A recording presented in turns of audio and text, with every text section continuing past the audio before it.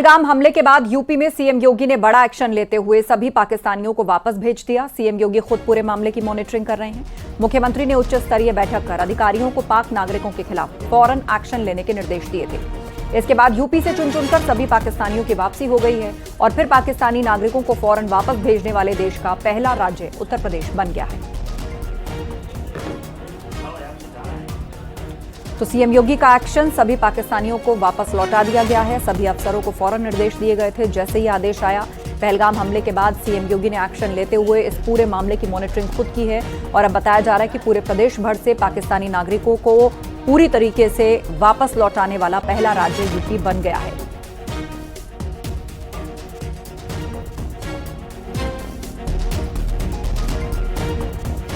तो सीएम योगी ने इस मामले की खुद मॉनिटरिंग की है। सभी लोगों को जो पाकिस्तानी नागरिक थे, वीजा पे यहां रह रहे थे, उन सभी को पाकिस्तान वापस लौटा दिया गया है। यूपी के सभी पाकिस्तानी वापस भेजे जा चुके हैं। दिल्ली में पीएम मोदी ने रक्षा मंत्री राजनाथ सिंह के साथ बड़ी बैठक की, जिसमें तीनों सेना के प्रमुख भी मौजूद रहे। सीडीएस और एनएसए की मौजूदगी में पीएम ने पहलगाम आतंकी हमले को लेकर बैठक की। पीएम आवास पर करीब 40 मिनट की बैठक में हमले पर एक्शन को लेकर चर्चा हुई।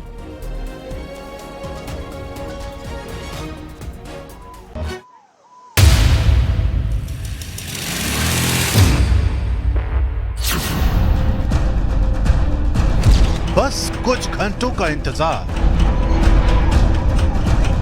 पाकिस्तान पर होगा बड़ा प्रहार। पीएमओ में बहुत बड़ी बैठक, कुछ बड़ा होने वाला है। देश की राजधानी दिल्ली में हो रही हर हलचल पर इस वक्त दुनिया की नजर है, क्योंकि बीते कुछ घंटों से जिस तरह से देश का गृह मंत्रालय, रक्षा मंत्रालय, सीडीएस और पीएमओ एक्टिव हैं, वो इस बात की तरफ इशारा कर रहे हैं कि अंदर ही अंदर जरूर कुछ ऐसा हो रहा है जिसके तूफान का सामना पाकिस्तान को करना पड़ सकता है। गुजरे 24 घंटों पर नजर डाली। चीफ ऑफ डिफेंस यानी तीनों सेनाओं के प्रमुख जनरल अनिल चौहान की रक्षा मंत्री राजनाथ सिंह से मुलाकात। ये मुलाकात करीब आधे घंटे तक चली। रक्षा मंत्री राजनाथ सिंह और प्रधानमंत्री आवास पर मुलाकात। ये मुलाकात करीब 45 मिनट तक चली। इन बैठकों से पहले बीएसएफ के डीजी दलजीत सिंह चौधरी और गृह मंत्रालय की बैठक हुई। ये बैठक करीब 1 घंटे तक चली। एक तरफ दिल्ली में बैठकों का दौर के बाद धामी सरकार अलर्ट पर है और सरकार उत्तराखंड में अवैध रूप से रह रहे घुसपैठियों के खिलाफ सरकार एक बहुत बड़ा अभियान भी चलाने जा रही है।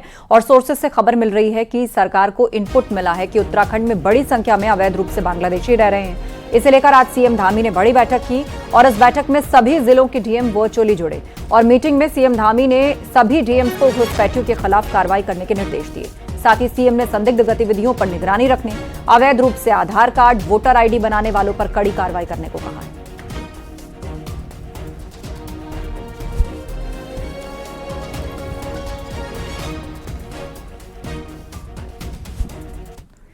वहीं पाकिस्तान पर एक्शन को लेकर बीजेपी प्रदेश अध्यक्ष भूपेंद्र चौधरी ने कहा कि भारत सरकार ने कड़े कदम उठाए हैं, तो दूसरी तरफ कांग्रेस सांसद इमरान मसूद ने कहा कि हम सरकार के साथ हैं, देश साथ है, तो एक्शन में देरी क्यों।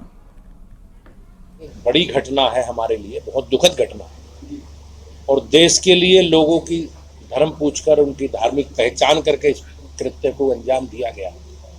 तो मैंने जैसे कहा, सरकार सजग है।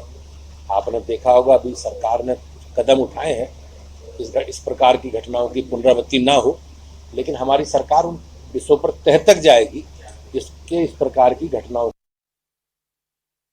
कैसी बात कर रहे हैं तो करिए ना, फिर क्या बात करते हैं। अब आपके हर फैसले के साथ खड़े हैं तो करिए ना। आप बिला वजह की बात करके देश में क्यों वो करना चाहते हैं। जब देश पूरा आपके साथ खड़ा है तो फिर पूरे देश के साथ आप भी खड़े रहिए। आप फैसला कीजिए, आपके साथ पूरा देश खड़ा है। कांग्रेस नेता सैफुद्दीन सोज के पाकिस्तान को लेकर बयान पर बीजेपी नेता अमित मालवीय ने तीखा निशाना साधा और सोशल मीडिया एक्स पर लिखा कि कांग्रेस नेता सैफुद्दीन सोज चाहते हैं कि पहलगाम हमले में पाकिस्तान के खिलाफ तमाम सबूतों को नजरअंदाज कर दिया जाए और पाकिस्तान की बात मान ली जाए। कांग्रेस अब पाकिस्तान के लिए बेशर्म वकालत कर रही है। Pakistan's word should be accepted that it is not involved in Pahalgam. It can be a situation that gunmen, terrorists, they sometimes go berserk. They don't remain what you call steadfast. वहीं सांसद मिलिंद देवड़ा ने भी महाराष्ट्र विधानसभा के पूर्व नेता प्रतिपक्ष विजय वेडेट्टीवार पर तीखा निशाना साधा। उन्होंने अपने सोशल मीडिया एक्स पर लिखा कि पहलगाम हमले के बाद उन्होंने पहला काम पाकिस्तान को डिफेंड करने का किया। यह वैसा ही है जैसे उन्होंने 26/11 के वक्त कहा था कि हेमंत करकरे पाकिस्तानी गोली से शहीद नहीं हुए थे। कोई शक नहीं कि भारत के लोग विपक्ष को नेशनल सिक्योरिटी रिस्क मानते हैं। उन्होंने हिंदू का पूछकर मारा। अरे कोई टेररिस्ट को पूछने तक समय होता है क्या? उनके कान में जाके नजदीक जाके पूछेगा। ये सब जो बातें हैं बहुत सारे इसमें कंट्रोवर्शियल, कोई बोलता है ऐसा हुआ ही नहीं, कोई बोलते ऐसा हुआ है। ये प्लान करके मत करो।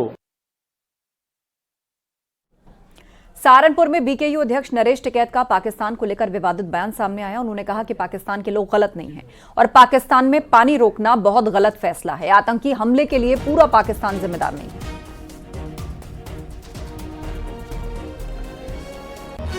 नहीं, पूरे पाकिस्तान को तो नहीं दोषी मानते। अच्छे आदमी भी ज्यादा ही अच्छे हैं। सब निंदा कर रहे, पाकिस्तान वाले भी निंदा कर रहे। इस तरह की बात नहीं होनी चाहती। एक समझौता हो रहा पहला, तो उसमें तो गलत निर्णय है उसका। वो तो जो समझौता है वो तो लागू रहना चाहिए। हम उसके पक्ष में नहीं। पानी, हम किसान हैं। अगर वहाँ का किसान तो कहीं का भी हो, पूरे भारत का किसान हो, पर प्रभावित हो उससे ये नहीं। जो पानी का तो वो नहीं, उसका नहीं हमने सही मानते। पानी तो चलता रहना चाहिए। पानी बिना तो सब कुछ। बीजेपी किसान मोर्चा के अध्यक्ष राजकुमार चाहर ने नरेश टिकैत से माफी मांगने की मांग की है और कहा कि नरेश टिकैत पाकिस्तानियों की भाषा बोल रहे हैं।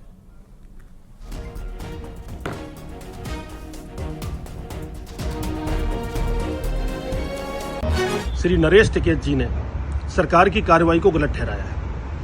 नरेश टिकैत जी, आप पाकिस्तान की भाषा बोल रहे हैं। नरेश टिकैत जी कह रहे हैं कि पाकिस्तान का जो पानी रोका गया वो नहीं रोकना चाहिए था, वहां के किसानों को नुकसान होगा।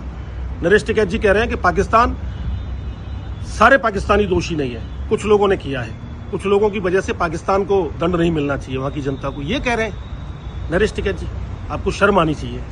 नरेश टिकैत जी, आप पाकिस्तान की भाषा मत बोलिए। मैं आपके द्वारा कहे हुए वक्तव्य की कड़े शब्दों में निंदा करता हूं। आपको देश से माफी मांगना चाहिए। आपने भारत के खिलाफ बोलने का काम किया है। आप पाकिस्तान के लिए बात कर रहे हैं, शर्म करिए। मैं निंदा करता हूं आपके वक्तव्य की। आप जनता से माफी मांगिए, भारत देश के लोगों से माफी मांगिए। छोटा है। अब वहीं आरएलडी सांसद चंदन चौहान ने नरेश टिकैत के बयान को लेकर कहा कि देश की सेना सक्षम है, पहलगाम के दोषियों को सजा दिलवाई जाएगी।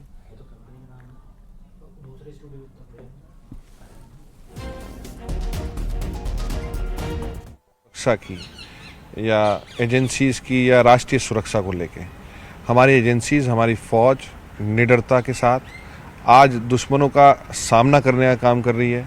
और जहां कायराना हमला हमारे निर्दोष नागरिकों के ऊपर किया है, तो निश्चित रूप से सरकार भी और तमाम एजेंसीज हमारी चुप नहीं रहेंगी।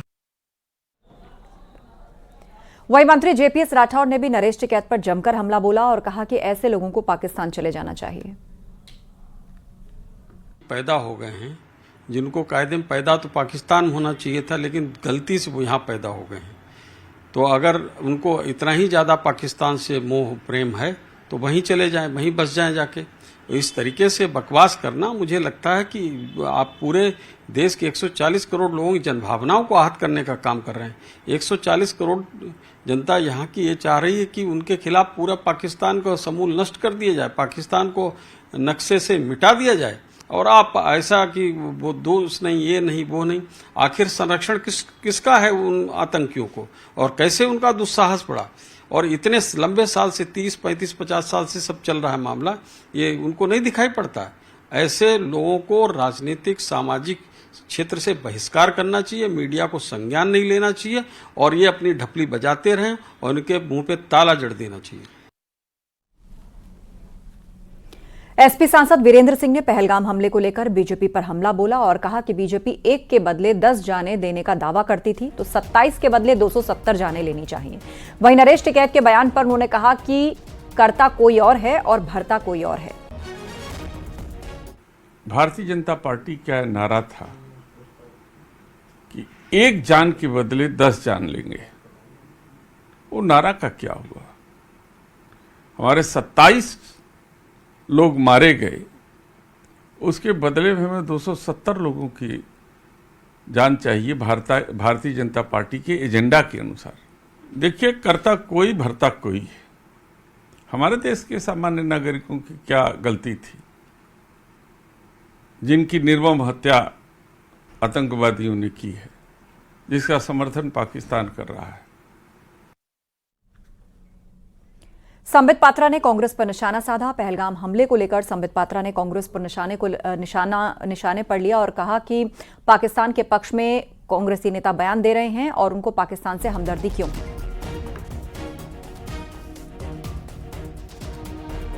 पूरा देश, और मैं कहूंगा देश ही नहीं, आज पूरा विश्व इस विषय को लेकर शोक मना रहा है, गम में है। और ऐसे में कांग्रेस पार्टी का एक ही काम चल रहा है, पाकिस्तान के गुनाहों का व्हाइट वॉशिंग करना। किस प्रकार से पाकिस्तान प्रेम में पाकिस्तान को बचाना है, पाकिस्तान के गुनाहों के ऊपर पर्दा डालना है, आतंकियों को किस प्रकार से संरक्षण देना है, इसका काम कांग्रेस पार्टी भली भांति से आरंभ कर चुकी है। दिखाने को तो ऑल पार्टी मीटिंग में कहते हैं हम भारत के साथ में हैं, मगर पब्लिकली आके पाकिस्तान के पक्ष में सिद्धरमैया जी, जो कोई छोटे नेता नहीं है, वो कांग्रेस पार्टी के एक बड़े नेता हैं, वो एक चीफ मिनिस्टर हैं, कर्नाटक के मुख्यमंत्री हैं। और सिद्धरमैया जी जब ये कहते हैं कि युद्ध नहीं होना चाहिए, पाकिस्तान के ऊपर आक्रमण नहीं होना चाहिए, क्यों? आपको इतनी हमदर्दी क्यों है पाकिस्तानियों के साथ? आतंकवादियों के साथ आप एक क्यों हो गए हैं? आतंकियों की भाषा क्यों बोल रहे हैं? पहलगाम पर कांग्रेस नेता और कर्नाटक के सीएम सिद्धारमैया के बयान पर बीजेपी प्रवक्ता सुधांशु त्रिवेदी का रिएक्शन सामने आया। सुधांशु त्रिवेदी ने कहा कि कुछ कांग्रेस नेता पाकिस्तान के मंत्रियों की भाषा बोल रहे हैं। कांग्रेस पार्टी के कुछ नेता ठीक वही भाषा बोल रहे हैं जो पाकिस्तान के नेता बोल रहे हैं। कांग्रेस के वरिष्ठ नेता और कर्नाटक के मुख्यमंत्री श्री सिद्धारमैया के द्वारा यह कहना कि युद्ध कोई विकल्प नहीं है, यह अक्षरशः वही भाषा है जो पाकिस्तान के रक्षा मंत्री, पाकिस्तान के गृह मंत्री और पाकिस्तान के विदेश मंत्री बोल रहे हैं। हम कांग्रेस पार्टी से पूछना चाहते हैं कि आपने तो कहा था कि आप सरकार के साथ खड़े हैं, चंद दिन के अंदर चेहरे पर से नकाब उतर गया। भारत ने पाकिस्तान पर डिजिटल स्ट्राइक की है। पाकिस्तान के कई यूट्यूब चैनल्स पर बैन लगा दिया है। भारत विरोधी प्रोपेगेंडा फैलाने के आरोप में इन चैनल्स को बैन किया गया और बताया जा रहा है कि पाकिस्तान के 16 यूट्यूब चैनल्स को बैन किया गया है, जिसमें डॉन न्यूज से लेकर समा टीवी, बोल न्यूज, जियो न्यूज, कई बड़े चैनल शामिल हैं। गृह मंत्रालय ने भारतीय सेना, सुरक्षा एजेंसियों के खिलाफ भड़काऊ और सांप्रदायिक रूप से संवेदनशील सामग्री, झूठे भ्रामक बयान, गलत सूचना प्रसारित करने के लिए इन चैनल्स पर एक्शन लिया है।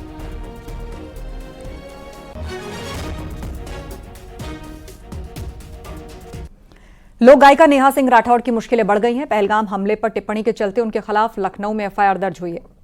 अभय प्रताप सिंह की शिकायत पर यह कार्रवाई हुई। नेहा पर राष्ट्रीय अखंडता को खतरे में डालने, सांप्रदायिक सौहार्द बिगाड़ने का आरोप है। दिनांक 27 अप्रैल को अभय कुमार सिंह ने थाना हजरतगंज पर आकर के एक ट्विटर अकाउंट जो नेहा सिंह राठौड़ के नाम से ऑपरेट हो रहा है, जिसके द्वारा कई सारे ट्वीट किए गए हैं, उसके संबंध में आपत्ति प्रकट करते हुए एक तहरीर दी, जिसमें सुसंगत धाराओं में उस ट्विटर हैंडल के जो भी उपयोगकर्ता हैं उनके खिलाफ अभियोग पंजीकृत किया गया है। उनका कहना है कि इस ट्विटर हैंडल के माध्यम से सामाजिक वैमनस्य बढ़ाने का प्रयास किया जा रहा है। ये विवेचना थाना प्रभारी हजरतगंज के द्वारा की जा रही है। शीघ्र ही इसमें जो भी गुणदोष है उस आधार पर कार्रवाई की जाएगी। और वक्त एक ब्रेक का है, जल्द लौटेंगे।